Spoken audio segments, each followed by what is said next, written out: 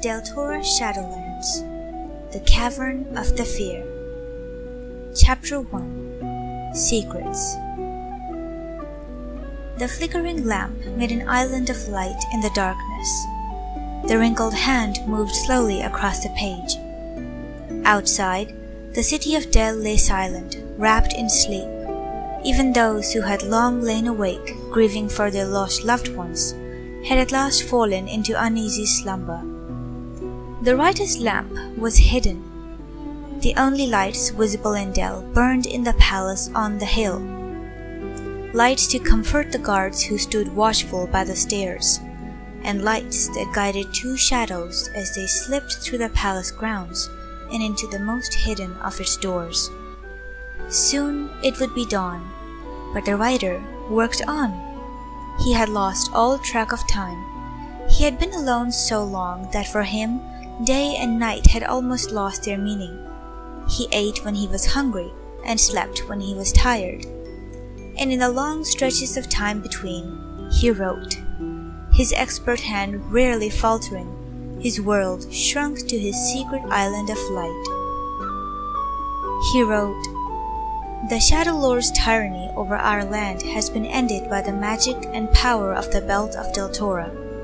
We are free once more, and our king is the same young hero who, with two brave companions, restored the stolen gems to the belt and brought it home to Del. The rejoicing of the people can well be imagined. My own rejoicing is no less.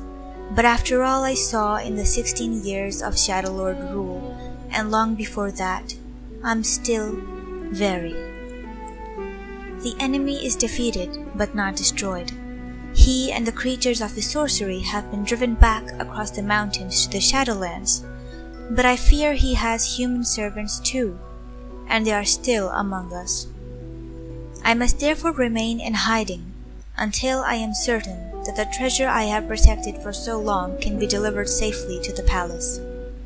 I try to wait patiently, continuing my work as always, but I confess it is difficult. Since I have been alone, I have been able to make only short visits to the marketplace for news. I dare not stay long away from here. I miss the sun, and have grown very weary of this long, lonely time of waiting. But the treasure must be guarded. That is the most important thing. There will be time enough for sun and news when the treasure is in King Lief's hands. I fear I have wandered from my point. This has been happening more and more of late, and must not continue. My feelings are of no importance. I must restrict myself to my main purpose, which is to paint a word picture of Deltora in this time of tumult. The Shadowlord has been banished, but now another battle has begun. A battle against the famine, misery, and devastation he has left behind.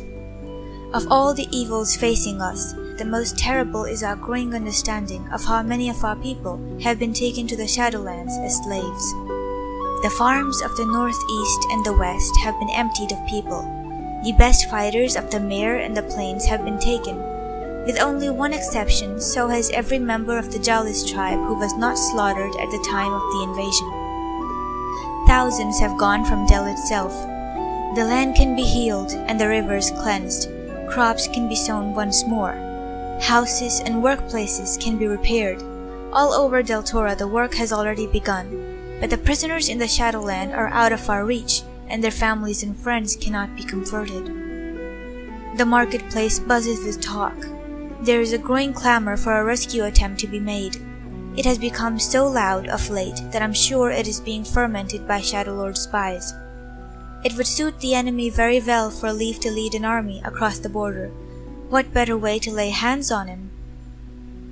So far, I am thankful to say, Lief has refused to even consider an invasion of the Shadowlands. He must be aware, as I am, that without a powerful weapon to combat the Shadowlord's magic, such an attempt would be a fruitless waste of life. Yet how his heart must ache when the people cry out to him, and he must deny their hopes. If only he knew that I could help him! If only he knew I even existed! They say that he has begun to keep away from crowds, leaving the day-to-day affairs of the kingdom to his mother, Sharn. He spends much of his time alone, shut up, it is said, in the palace library.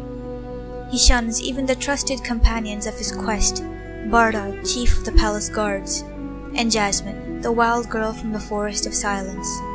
The only one with whom he spends time is the one-time leader of their resistance, the stern man all still call Doom. Perhaps he is searching for some clue as to how he can save the prisoners, or perhaps he haunts the library because it's safe, and he has realized that he is in constant danger. Remember, dear reader, or in this case, listener, the Belt of Deltora was created by Odin, Deltora's first king in ancient times. Odin united the 7 tribes of Deltora against the Shadowlord, persuading each tribe to add its talisman, a gem of great power, to the belt. And ever since, Odin's heirs by blood have been the only ones to whom the belt shines. Lief is Odin's heir. Still little more than a boy himself, he has yet no child to wear the belt in his place should accident or treachery befall him. He has no brother and no sister.